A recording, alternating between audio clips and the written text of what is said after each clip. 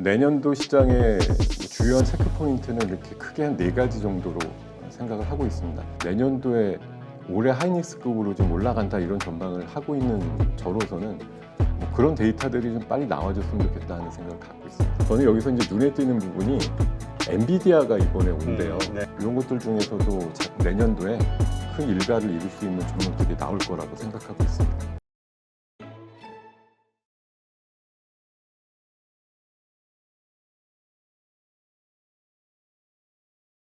자, 일단 내년도 일단 상반기는 좋을 것이다 이렇게 예상을 하고 계시는데 혹시나 이 흐름에 그 어떤 영향을 미칠 만한 해외 변수 이런 건 없을까요? 해외 변수나 국내 변수 다양하게 있을 거라고 보는데요. 내년도 시장의 주요한 체크 포인트는 이렇게 크게 한 4가지 정도로 생각을 하고 있습니다. 결국은 금리 인하가 언제 시작을 하느냐와 몇 번 할 거냐, 그리고 경기 침체라는 게 그 뎁스가 얼마나 깊을 거냐, 그리고 얼마쯤 지나서 경기 침체 끝났어 이렇게 선언이 될 거냐라는 과정이고요.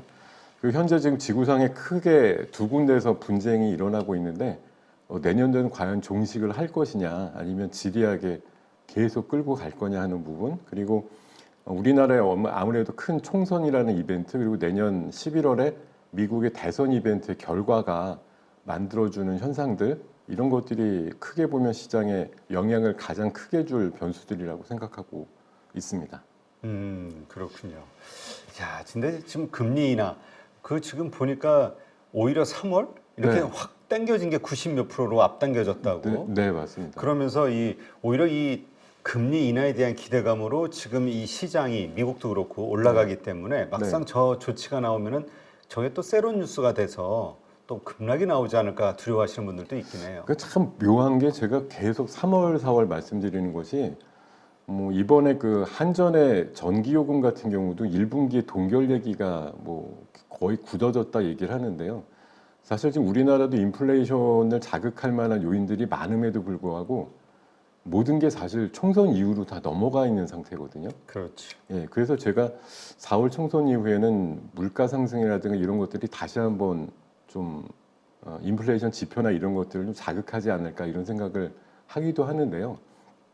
미국은 지금 3월달 FOMC 얘기를 많이들 지금 주장들 하세요. 사실 올해도 내내 동결에 대한 거나 인하에 대한 피봇 이런 것들 올 한 해 사실 계속 주장을 했던 거지만 그때마다 이제 파월이 물을 확 뿌리는 식으로 해서 넘어갔는데 지금 많은 지표들이나 이런 게 내년도 초쯤 되면은 그야말로 한 2%대급으로 내려간다는 얘기들이 많다 보니까 네. 경기 침체가 완연해지기 전에 연준이 한번 타이밍을 좀 살리려면 금리 인하를 좀 선제적으로 해야 된다 이런 목소리들이 커지고 있는 게 사실이거든요. 근데 연준이 과거에 보여왔던 행태를 보면은 항상 일이 좀 터진 다음에 하지 사전적이라는 건 사실 없었단 말이죠. 맞아요. 그래서 좀 진짜 시장이라는 데를 좀 신경을 써준다고 하면 3월이 전 맞다고 생각하는데 개인적으로는 한 6월에서 8월 정도쯤 돼야지 조금 뒤늦게 하지 않을까 그런 생각이 들고요.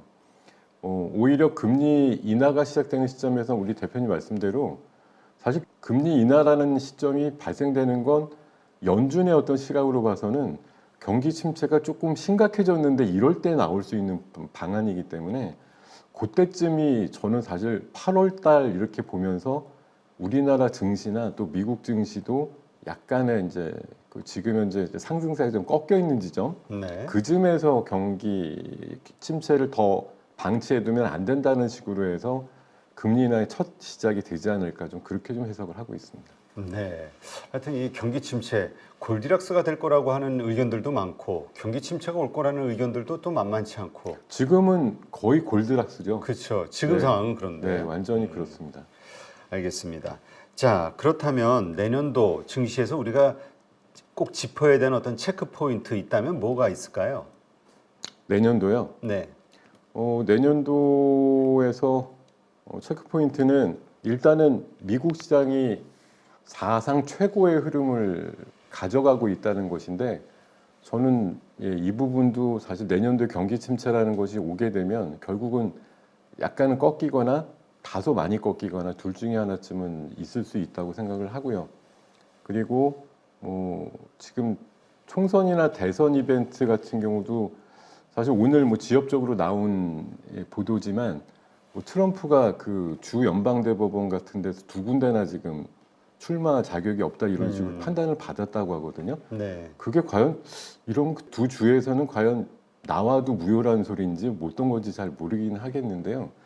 이 부분이 제가 사실 바이든이 지금 굉장히 열세이긴 하지만 지금 미국도 마찬가지인데 경제 상황이나 지수 올라가는 것만 보면 사실 그렇게 인기가 없을 일도 없거든요, 특별히. 그렇죠. 그래서 내년도에 뭐 이스라엘 분쟁이라든가 이런 것들만 잘 또 마무리를 시켜줄 수 있다고 하면 뭐 전세가 좀 회복될 수도 있다. 이게 왜냐하면 이 바이든이냐 트럼프냐 이걸 가지고 결국 우리나라의 현재 뭐 주력 업종이나 테마가 될 수 있는 것들의 방향성이 바뀔 수 있기 때문에 그런 것들에 좀 주안점이 모색이 되지 않을까 그런 생각이 드는 거.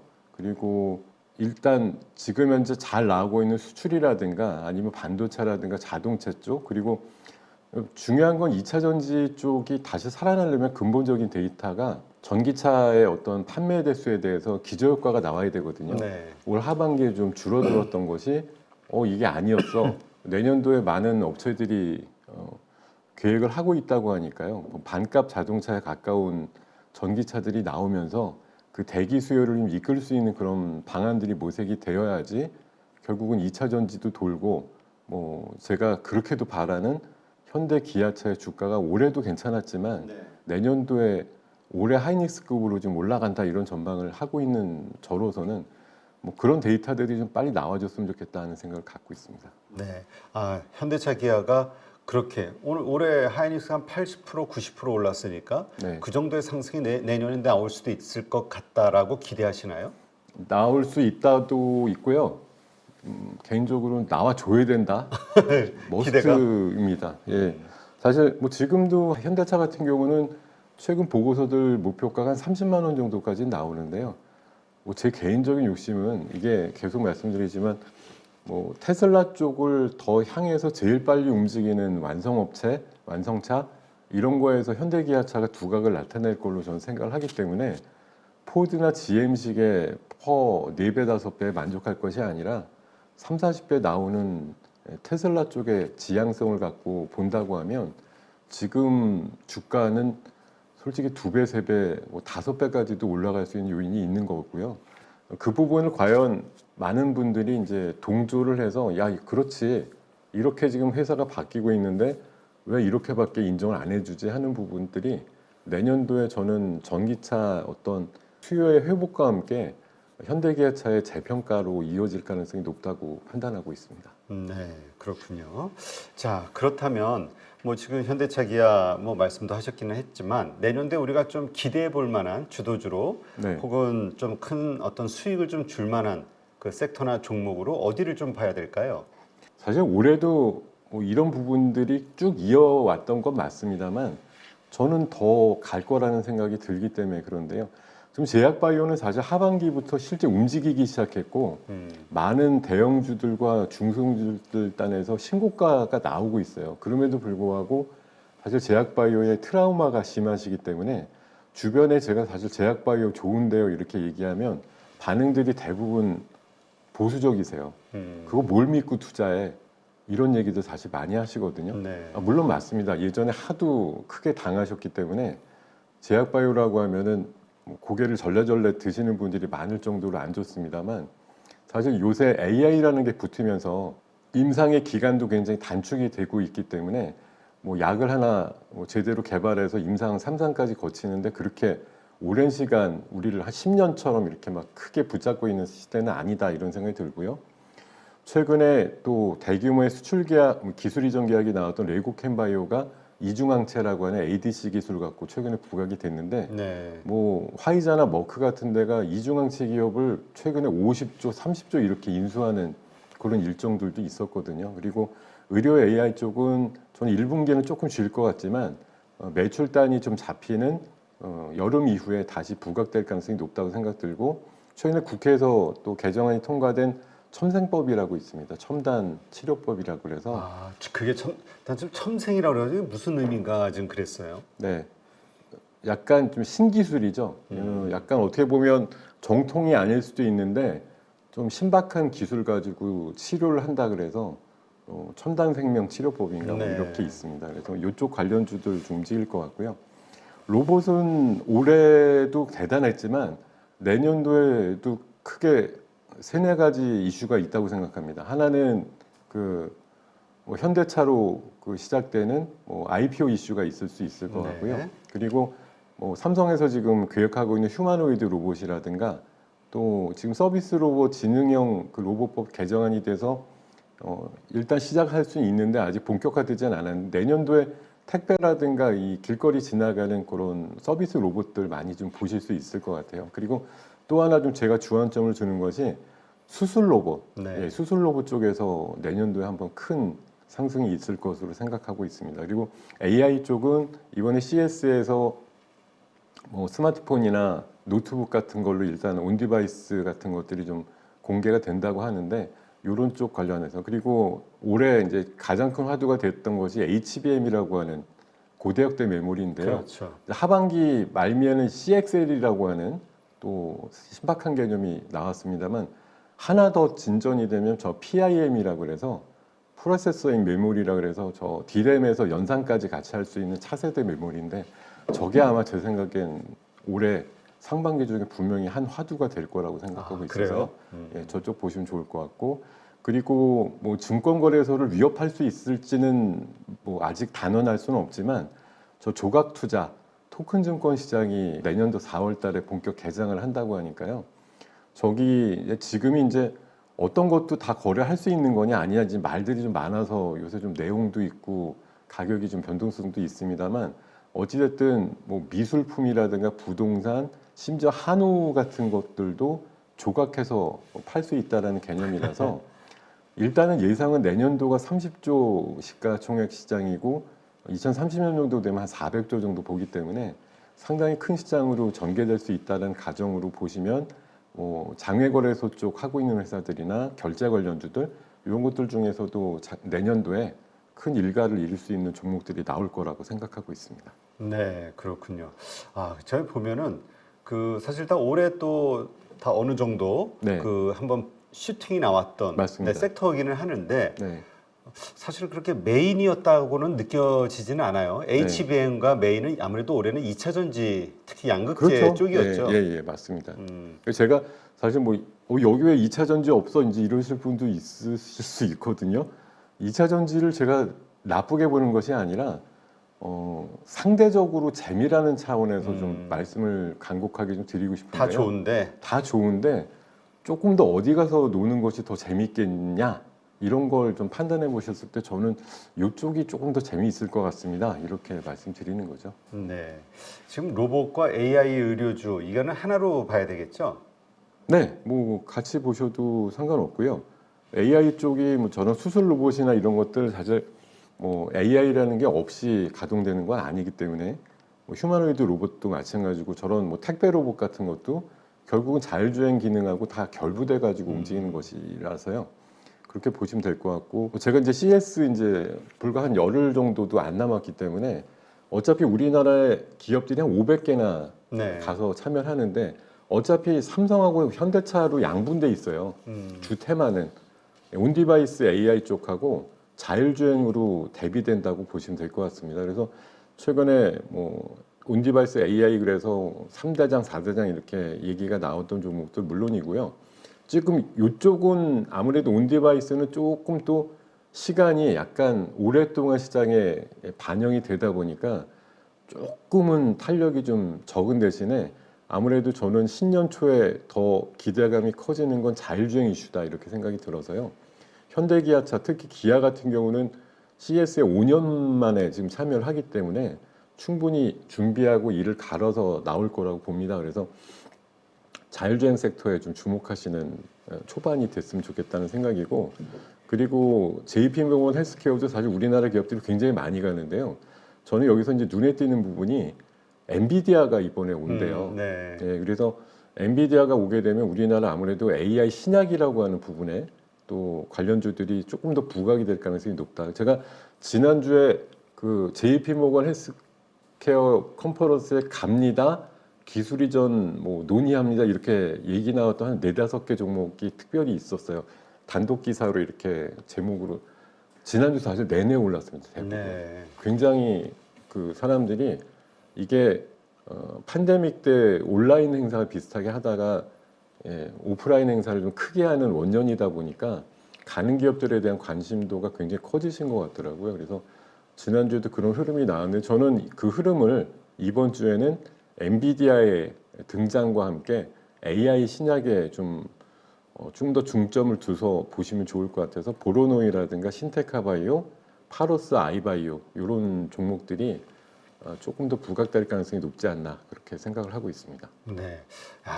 엔비디아가 뭐 워낙 돈이 지금 넘쳐나니까 네. 그 자금을 바탕으로 아주 사업을 크게 확장하는 것 같아요. 관련 진짜 파트로. 뭐 엄청난 백화점식으로 하고 싶은 거 다 하는 것 같습니다.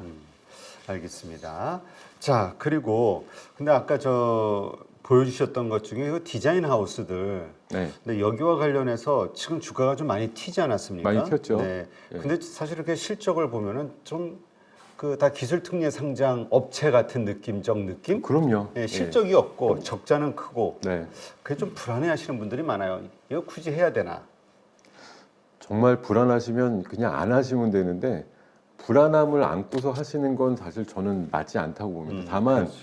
이게 이제 투자하시는 성향들에 따라서 내가 꿈을 쫓는다. 뭐 당장의 재무 구조나 뭐 바로 숫자가 나오는 건 개의치 않아. 사실 그런 게 말씀 주신 대로 뭐 디자인 하우스나 팹리스 회사들 자체가 대부분들 사실 취약하죠. 그리고 로봇주들도 사실 대부분이 영세합니다. 매출이 잘 나오지 않거나 그냥 일부 뭐 관절이라든가 협동 로봇, 서비스 로봇의 그런 기술력을 다만 시가총액의 한 8, 90%쯤 차지하고 있을 뿐이지 매출은 아주 소소하거든요. 그래서 네. 이런 것들에 대한 어떤 미래 비전에 대해서 나름대로 점수를 주지 않으시면 사실 이쪽에 대한 투자는 좀 망설이실 수밖에 없다. 그렇게 생각이 들기 때문에 저는 이거는 좀 취향 차이라고 생각을 해요. 이쪽에 대해서 점수를 주고 싶으신 분들은 하시면 되는데 그게 아니면은 아까 뭐 현대차, 기아차 같은 거 왜 퍼가 4밖에 안 나오지? 전기차 많이 만든다는데 네. 그런데 차라리 더 방점을 두시는 게 맞겠다고 생각이 들고요. 다만 이게 항상 증권시장의 생리라는 게 뭐 대표님 앞에서 말씀드려야 이게 뭐 앞에서 뭐 하는 것 같지만 왜요? 그런 거죠. 사실 증권시장의 90% 이상은 꿈을 쫓거든요. 그렇죠. 지금 당장 나오는 실적에 대해서 와 대단해 이렇게 평가하지 않고 특히 올해 그런 양극화가 심했는데 올해 AI주나 로봇주나 뭐 심하게 올라갔던 종목 중에 사실 돈을 잘 벌어서 올라가는 회사는 제가 단언하건대 하나도 없습니다. 맞아요.